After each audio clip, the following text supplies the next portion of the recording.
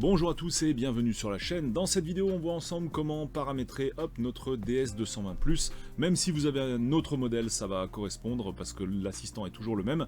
Et même si vous regardez ce tuto beaucoup plus tard qu'après son enregistrement, je pense pas qu'il y aura de grands changements, ça n'évolue pas énormément. Alors, première chose à faire, vous mettez les disques dedans. Pour ça, vous tapez Synology dans le moteur de recherche de la chaîne et vous avez une vidéo, celle du DS220+, justement, où je montre comment faire, et c'est pareil avec quasi tous les Synos. Et puis, une fois que vous avez fait ça, vous le branchez au réseau, vous le mettez sous tension, enfin, vous la branchez sur secteur, évidemment. Et ce que vous faites, premièrement, vous allez dans le centre de téléchargement de Synology. Donc vous tapez download Synology sur YouTube, sur Google, pardon, et vous allez rapidement tomber sur cette page en fait. Voilà, sinon au pire je vous mets le lien directement en description. Donc là-dessus, j'ai choisi NAS, j'ai choisi DS220+, vous choisirez le modèle qui correspond au vôtre, et là-dedans, dans utilitaire de bureau, vous allez télécharger et installer Synology Assistant. Alors, moi je l'ai déjà fait, il est sur ma machine, donc je vais l'ouvrir. Voilà, je vais vous le montrer, il est là, et regardez qu'est-ce qui se passe. Eh bien en fait j'ai un NAS qui est déjà prêt, c'est celui que j'utilise en temps normal, et j'en ai un qui n'est pas encore installé. Regardez, c'est celui-ci, l'adresse 192.168.0.5. Donc l'idée ça va être de l'installer. Et là on va donc double-cliquer sur notre NAS non installé. Alors je reprécise toujours la chose suivante, c'est que là on va effacer l'intégralité de ce qui se trouve dans les deux disques durs, ou dans le disque dur si vous en avez mis qu'un. Donc attention, attention, attention. Alors je double-clique là-dessus, on me propose le contrat de licence, j'ai lu et accepté, même si j'ai pas lu, je fais OK. Et ça me rebalance directement sur une page web, voilà, qui porte comme nom l'adresse IP 2.5000/web/anti/index.html. Il ne me reste plus qu'à cliquer sur configurer. Donc là on va faire installer maintenant, voilà. Je comprends tout ça, donc je répète, tout va être effacé sur le ou les disques, donc faites bien gaffe, surtout si vous utilisez des disques d'occasion, que vous avez pris d'un ancien PC ou quoi que ce soit. Si c'est des disques neufs, évidemment, la question se posera pas, il n'y a pas de souci. Du coup, là ce qui va se passer, c'est que l'assistant va télécharger la toute dernière version de DSM, donc Disk Station Manager, c'est-à-dire le système d'exploitation de votre NAS, donc Network Attached Storage, donc votre boîtier en réseau de sauvegarde. Le système va être téléchargé dans cette étape-là et après il va être déployé sur le boîtier. Le système d'exploitation pour info est installé sur le ou les disques durs. Il n'y a pas une mémoire flash sur la carte mère qui contient le système, pas du tout. C'est directement installé sur les disques durs. On va laisser se faire cette étape de téléchargement, inutile de perdre du temps avec ça, et on se retrouve tout de suite après. Voilà, tout s'est fait tout seul, téléchargement, installation.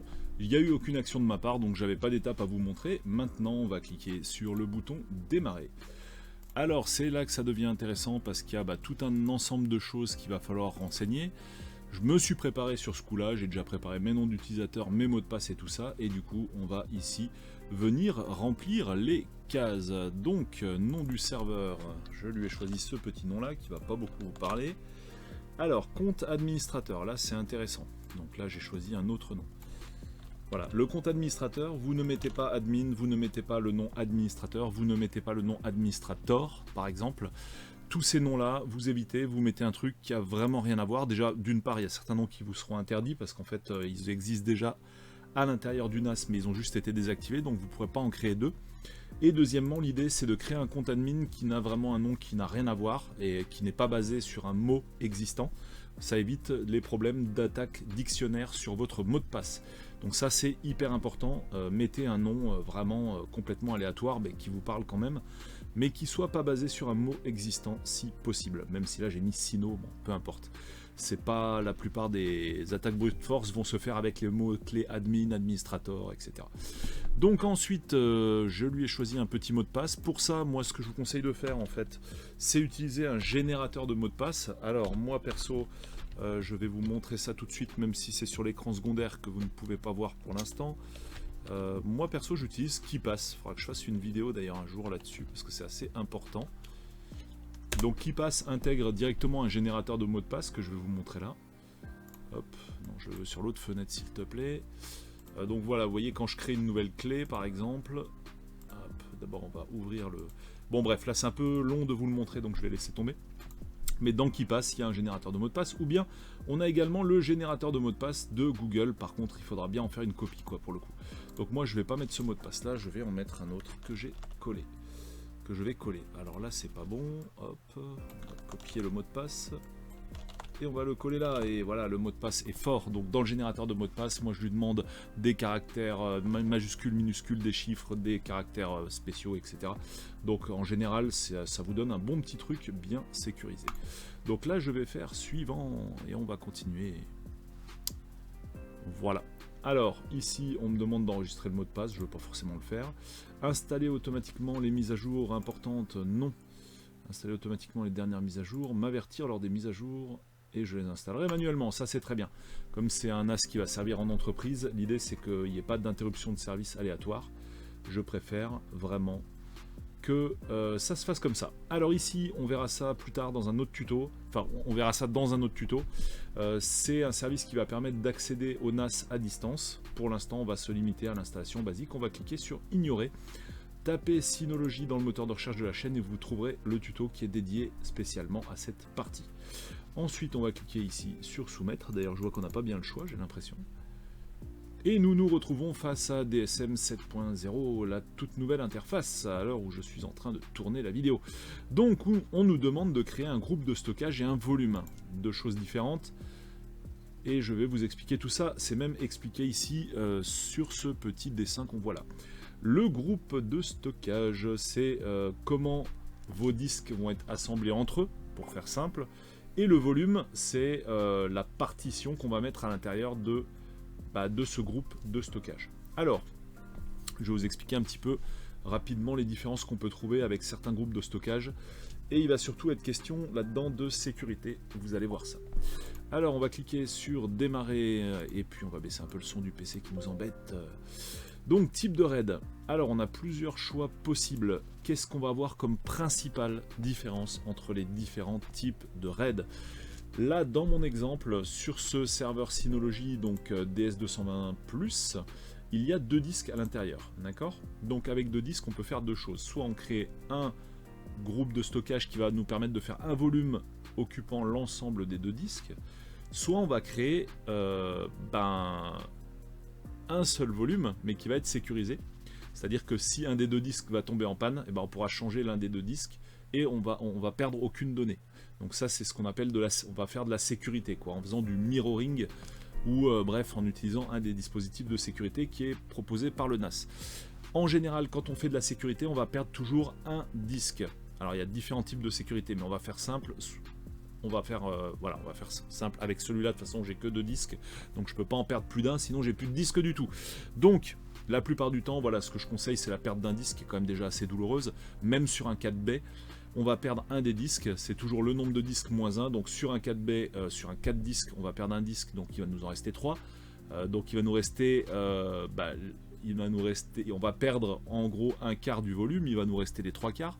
Par contre, avec deux disques, on va perdre la moitié du volume. Donc évidemment, plus vous allez pouvoir mettre de disques, donc il faut un appareil qui en supporte beaucoup, parce que les disques USB ne sont pas supportés, plus vous pouvez mettre de disques, et moins la sécurité va vous coûter cher, entre guillemets, en termes de capacité perdue. Voilà.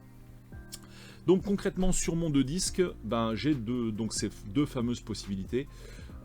Soit utiliser l'ensemble du volume, mais j'aurai pas de sécurité, soit utiliser les deux disques pour qu'ils travaillent ensemble et que j'ai finalement que le volume d'un seul disque, si je me fais bien comprendre.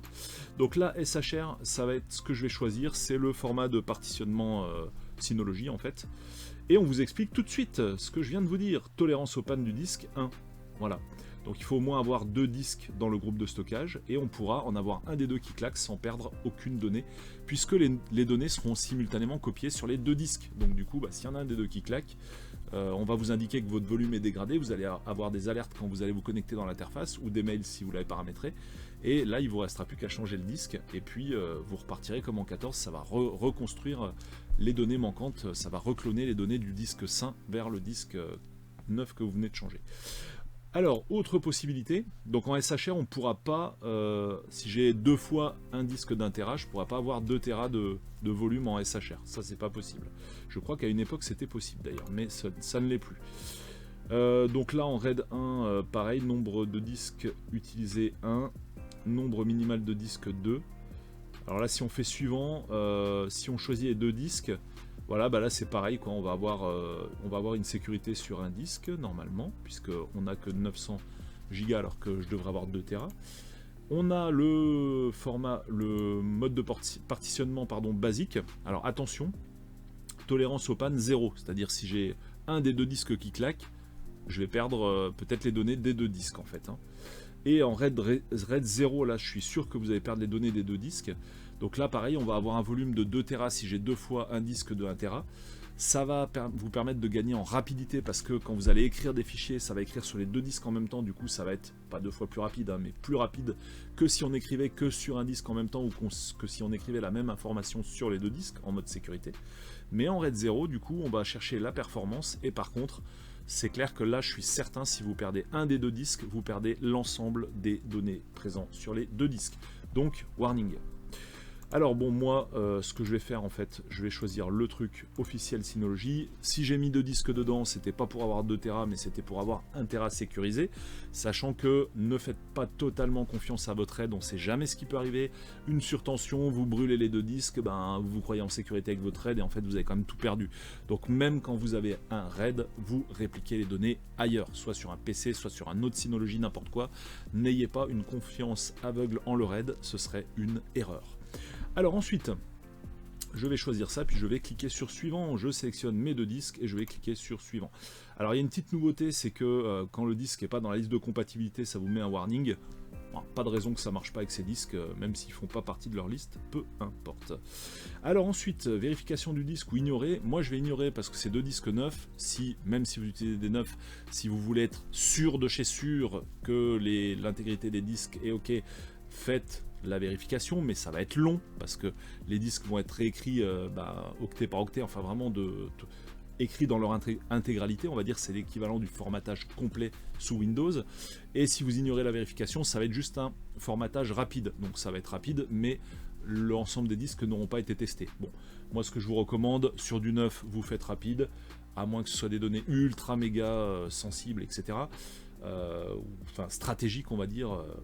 Données d'État, données secrètes gouvernementales, j'en sais rien. Par contre, blague à part, si c'est des disques que vous recyclez d'un de vos PC, alors déjà, faites gaffe, ce sera forcément totalement effacé, donc ne mettez pas des disques avec des données si c'est du recyclage, de matos que vous aviez déjà avant, mais là, dans ce cas-là, éventuellement, si c'est du recyclage, faites une vérification complète des disques. Bon, moi, je vais ignorer, c'est des disques neufs, j'ai confiance. Voilà. Alors ici, je vais avoir 926 Go, donc ouais, c'est le max, je ne peux pas avoir plus, puisque là je vais faire du mirroring avec mes 2 disques. Les mêmes données se trouveront dans les 2 disques par mesure de sécurité. Là je vais utiliser le format de partition de Synology et non pas l'Ext4 qui est celui de Linux, parce que voilà, c'est recommandé, c'est officiellement supporté par Synology. Donc on va prendre ça. Et ben là tout est prêt, il ne me reste plus qu'à cliquer sur appliquer. Un dernier warning pour vous dire que le contenu de tous les disques sera effacé. C'est des disques vierges, donc aucune importance. Donc on va attendre tranquillement que ça se fasse. Là on entend les disques travailler, on voit les LED des disques qui clignotent. On est tout bon, c'est terminé. Donc on se retrouve avec notre groupe de stockage qui est là, et puis notre volume qui est sain. Et du coup, il y a 57 mégas de prise sur 800 et quelques, ça va monter. En fait, c'est le système d'exploitation, je pense, qui prend cette place-là. Enfin, j'en sais rien. Alors, je ne vais pas prendre le tour rapide. On va cliquer ici, simplement sur OK. Et puis, si je veux plus de conseils plus tard, je demanderai plus tard. Ici, ce que je vais faire, je vais copier l'adresse IP de mon serveur NAS. Et je vais vous montrer pourquoi tout à l'heure. Donc là, on a notre serveur de stockage. Et maintenant, tiens, on va s'amuser à essayer d'y accéder à distance. Alors là, je suis dans un répertoire de vidéos, c'est pas là que je voulais aller. Mais c'est pas grave. Donc ici, vous ouvrez l'explorateur de fichiers en faisant par exemple la touche Windows E ou en cliquant sur le petit dossier jaune tout en bas. Hop. Ouais, non, je peux pas vous le montrer du coup parce que là, le bras est coupé. Voilà. Et une fois que vous avez cliqué sur le dossier jaune ou que vous avez fait la touche Windows et E, vous êtes dans l'explorateur de fichiers. Là-dedans, vous allez aller dans la barre d'adresse, puis vous allez cliquer sur coller. Vous allez virer le HTTP qui est devant. Voilà. Et vous allez donc coller l'adresse IP de votre NAS directement dans le navigateur, dans l'explorateur de fichiers, dans la barre d'adresse. Mais avant, vous allez mettre double anti-slash. Alors, oui, non, voilà, ça ira mieux. Est-ce que je peux vous Alors, tiens, bah, il m'a pas copié ce que je voulais. Voilà, donc l'adresse IP, 2 anti-slash devant au lieu de 2 slash. Voilà. Je sais pas si je peux grossir pour que vous... Non, bah non, c'est juste les icônes qui vont grossir. Donc voilà, on va valider. Et là, on nous propose de nous connecter sur le serveur NAS. Donc ça, c'est une très bonne chose. Donc on va le faire ensemble en remettant le fameux compte admin et le mot de passe. Voilà. Et on va voir ce qu'on va voir. Et ben on ne va rien voir justement, parce que je vais en venir à la seconde partie du tuto. Ici, bah voilà, je vois la racine de mon NAS et il n'y a pas de partage. Donc je ne peux pas copier de fichiers à l'intérieur. Donc la question c'est bah, comment créer un partage sur mon NAS. Et c'est ce qu'on va faire tout de suite ensemble. Donc sur l'interface du Sino, on va réduire ça. On va se rendre ici dans le panneau de configuration. Et puis on va aller dans dossier partagé. Voilà, ça s'appelle dossier partagé, c'est comme ça. Alors ici, bah, on va s'en créer un de dossier partagé. Allez hop, créer un dossier partagé. Donc le nom, on va l'appeler ici ETLM, voilà, comme ceci. Je vais mettre ici description, rien du tout. L'emplacement, bah, mon fameux volume 1 qu'on a créé dans l'étape juste d'avant. Je ne veux pas le masquer dans les dossiers partagés, il n'y a pas de souci avec ça. J'active la corbeille. Restreindre l'accès aux seuls administrateurs, ça, voilà. Pour l'instant, on fait ça et bah, on pourra voir un peu plus de détails plus tard avec des utilisateurs normaux qui ne sont pas des admins, mais c'est pas l'objet de cette vidéo. Ensuite on fait suivant, je ne veux pas chiffrer le dossier partagé du tout, je laisse comme ça, en clair. Si vous voulez de la sécurité, évidemment, chiffrez. Le quota, j'en veux pas, ça j'en veux pas, voilà, je vais faire suivant directement. Puis je clique sur suivant. Alors ici, qu'est-ce que je vois? Bon, mon compte admin, l'admin, le fameux compte qui était déjà présent dans le NAS dont je vous parlais tout à l'heure, il a accès en lecture-écriture, mais le compte admin n'est pas activé, donc du coup, il n'y a aucun risque avec ce compte-là, risque de piratage. Par contre, le compte que je viens de créer tout à l'heure, bah lui, ouais, c'est bon, il a droit en lecture-écriture, donc je fais appliquer. Et ça tombe bien, parce que c'est justement avec ce compte-là que je me suis connecté tout à l'heure, quand on explorait l'intérieur. Donc maintenant, est-ce que c'est bon? Eh ben, je vais sélectionner ici mon adresse IP, et puis je vais valider avec la touche Entrée, ou faire un F5, et regarder le fameux dossier partagé que j'ai créé dans l'étape qu'on vient de passer ensemble. Donc du coup, bah, ici j'ai la corbeille de réseau, et puis bah, vous savez ce que je vais faire, je vais prendre n'importe quoi du coup sur le bureau, là je vais prendre là, cette vidéo, je sais même pas ce que c'est, et je vais ici venir gentiment la coller là-dedans. Donc je fais un déplacement comme ça, hop, c'est collé, c'est quasiment instantané, en même temps la vidéo fait 1 kilo-octet, je pense que la vidéo est corrompue. Et maintenant, bah, ce qu'on va faire, c'est on va regarder dans ce fameux Synology, voir si on va trouver la petite vidéo de 1 kilo-octet que je viens de copier. Du coup, bah, pour ça, c'est un peu comme un Windows en fait, hein, c'est vraiment de version en version, c'est toujours plus ergonomique.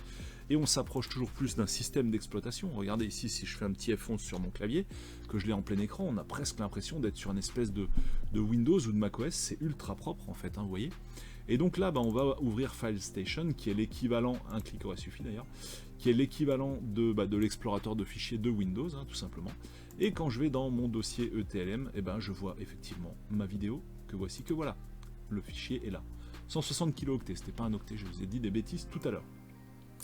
Donc voilà, on a fini les étapes de paramétrage de base du NAS.